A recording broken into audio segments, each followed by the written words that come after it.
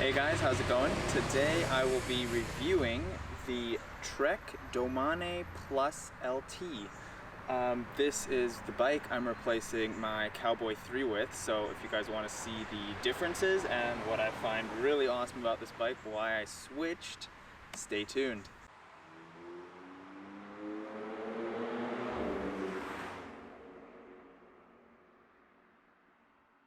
So let's start off talking about the parts. It is, first of all, an e-bike, an road bike. It has disc brakes, which I find to be very important since I'm also planning to use this to go to school, so it has to be good in the rain. It has fairly wide tires. Of course, they're not as wide as on the Cowboy 3 that I had before, but I find them to be more than enough. I went on some gravel roads and stuff with it, and I don't find that to be a problem at all. The group set it has is Ultegra, which is pretty high end. 105 is the lower end. Road bike components from Shimano. This is Ultegra, so it's lighter and I find shifts a lot smoother. The seat is not the comfiest. It's from Bontrager. Basically like all the components on the bike, so the handlebars are also the same. The wheels are DT Swiss aluminum wheels. They're super nice, lightweight. Yeah, brakes are also Ultegra, just like everything except for the crank. It's FSA. For pedals, I have the Shimano XT. One side they are clips and the other side are flat so that I can use it when I'm going to school with my normal shoes, or use the clips when I want to actually take it for a nice ride on the weekend. One really cool thing about this bike is that it has ISO. So basically, if you can see that there, it has dampening built into it. So the front has dampening and the rear, the saddle is actually, the seat post is not solid mounted to the bike, so it moves around. And underneath here, if you guys can see that, right over here, it's adjustable, which is crazy. Yeah, so you can adjust how much you want it to dampen or how stiff you want the bike to be, which is great. So if you need it to be a little softer for commuting or anything, you can make it like that, or you can make it stiffer if you want to race with it or whatever, right? The cables are all integrated, which is awesome. So let's talk about what makes this e-bike an electric bike. The motor and the battery, of course, which are both held in this down tube here. You need a key to unlock it. Pop the key in there, unlock it, and then you have to pull a lever under here, like so. It holds it in so it doesn't fall out. If you go one more time, then you can remove it from the frame to charge it up. Now, taking a closer look at the battery pack itself, it is battery and motor both in one. So if you guys can see that, that is what attaches to the bottom bracket, and basically that is what drives the bike. The battery itself is in here in this housing and is removable. So if I wanted to, I can take the battery out and swap it for another one. If I wanted to go for a longer ride, I can take a extra battery with me and just swap it out. To turn it on, there's the on button. You can see. We're done. Only has 2 out of 5 bars. Each one is 20%. That is how you charge it. And let's put it in the bike, and I will show you guys the remote on the bike and how you operate that. So to put it back in, basically same process. You need to turn the wheel so that you can get in there. Then you pop it in. Oh, sometimes you need to lift that first. You need to lift the, there we go. And then you can feel it basically rests in the bottom. Click, when you hear the click, you're good to go. and then you can lock it back up so that no one can take your battery out when you leave it outside. So the motor in here is a Fazua motor. It can give you up to 60 extra Newton meters of torque, which is really good. It has a 250 watt-hour battery, which is not the biggest battery when you're looking at e-bikes, but the thing is, since it's a road bike, most of the time you're actually going over the 25 kilometers an hour when the motor doesn't help, since Europe regulations, you're not allowed to have an electrically assisted bike that helps you over 25 kilometers an hour, which means you're basically not using any battery at that point, right? So that's something to think about. I've gone over 100 kilometers on one charge, and until now I've gone 1,000 meters uphill and it wasn't empty yet. So, and that was on the second mode, which I'm going to show you guys right now. So that's the remote, which I find is really nicely integrated into the top tube, so it's super easy to see. Most other Fazua bikes have them down here in the down tube, but I find then you can't see really what it's doing and you have to really feel around to find it. Right here, especially since it's red, you can really tell exactly where it is and it's easy to see. So, to turn it on, you hold the button. You can see it goes through its thing there. There you go. It just looks like it's blinking because of the frame rate of the camera, but actually there's just two solid green lights there. So green means you're in breeze mode, and then you can go up to blue for river and red or pink for rocket mode. Basically those are just the three different levels depending on how much you want it to help, and you can change it on the fly however you're feeling. You can also, if you go all the way down, turn it off, so it's basically just on if you need it to, but it's not going to be assisting you at all. To turn it off, you just hold the button and you're good to go. One thing to think about with this system, unlike other ones, is that after 8 hours of the bike sitting, you have to take the battery pack out, or at least halfway, like you guys saw when I clicked it, it came halfway out,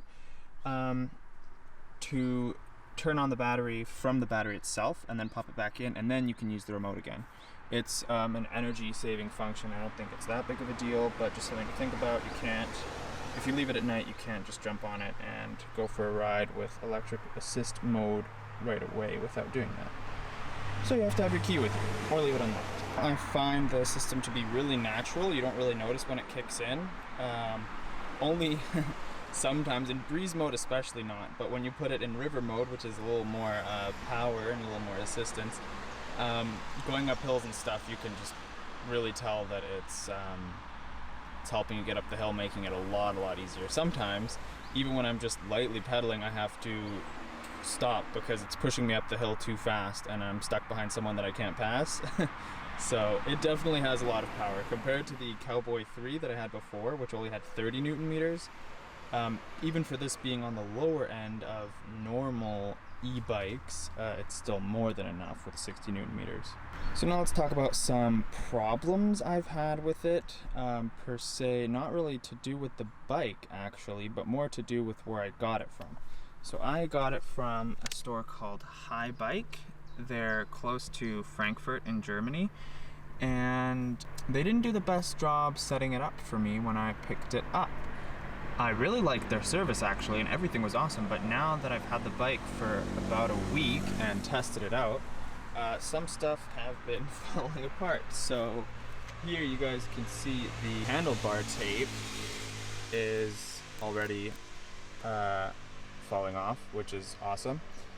And the shifting, I'm assuming they just didn't set it up right, because it's a bike with 22 gears, so you have 2 chain rings on the front and 11 on the back.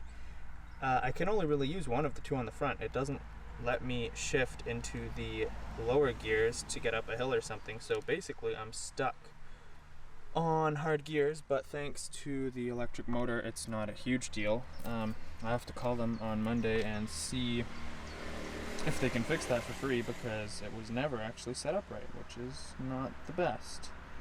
But other than that, the disc brakes are awesome going downhill, so much better. My last road bike had normal brakes, clinchers, and you know, you can't compare it. The disc brakes are amazing. They're more than enough stopping power for the street. I haven't ridden it in the rain yet because it's been a nice sunny week, but when I do, I'm pretty sure it's also going to be awesome in the rain. All in all, I find the bike is amazing. The only thing that I would ever really change about it is the seat. If you're planning on using it as a daily to get to work or school, as I am, you could maybe get a softer seat. It's looks good. It definitely looks good, but it's not the most comfortable for long rides. But it's good enough. Possibly wider tires. They're fairly wide for a road tire, but if you're also using it for commuting, then you might want something a little bigger to make your ride a little softer, since there is no actual suspension, right? But the ISO speed dampening in the seat and the handlebars over there is a big help for sure. The electric motor is awesome, more than enough. There's no need for any of these crazy Bosch motors that have 80 Newton meters, 90 Newton meters even. That's more for a mountain bike. The road bike section, I feel you really don't need anything more, especially because this bike is insanely light for an e-bike. It's pretty light for a normal bike, to be honest. It weighs 13.6 kilos, which is crazy, and the best thing is about the Fazua motor is that you can remove the motor itself and replace it with just an aluminum cover so that you can use it as a completely normal bike if you want. So basically I can take this out, replace it. Since the motor and battery are both integrated into the same pack, when I replace it with a aluminum cover, I'm saving another almost 4 kilos. So then the bike's down to 10 point something, right? Which is crazy. It's light enough. I've even ridden it like this without motor assistance, with the battery in there and the motor still in there, and it's definitely doable. Since you have gears, unlike the Cowboy 3, that was my one pet peeve with it, with its single gear. Really cool, but not the best for going up hills and stuff, and especially not if you're riding it without the assistance. Then you really notice how heavy it is. Yeah, it's awesome. Perfect if you guys want something to help you on hills and make your ride to work a little easier so you're not completely sweaty, right? As long as you go under the 25 kilometers an hour, then it's assisting so well that you basically don't have to put any energy into it and you're going. And if you want to use it as a normal road bike, you just get the extra cap, the aluminum cap, and replace it with the motor and battery, and then you've basically got a completely normal road bike. Yes, it weighs a little bit more, of course, still than your average road bike, but honestly, it's marginal. You don't really notice it. Another cool difference compared to the Cowboy 3 is, of course, this has a completely carbon frame, which is also why it's so light. I feel like the carbon really helps in soaking up the bumps and also puts the power down a lot nicer. So if you're sprinting up a hill or something, you definitely notice a difference. So for who would I recommend this bike? I would definitely say someone who wants the best of both worlds. Someone who wants a road bike for riding, going on long rides, a little bit of assistance going up hills, and wants to be able to use it to commute to work so they don't get completely sweaty.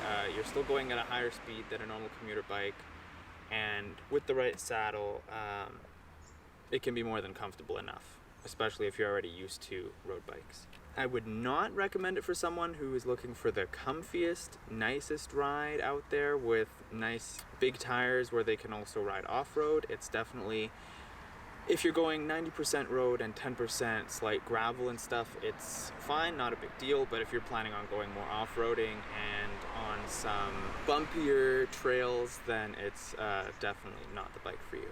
If you guys liked today's video, don't forget to give it a thumbs up. Comment below if you have any other questions. Subscribe, turn on the notification bell, and I will see you guys next week with another video.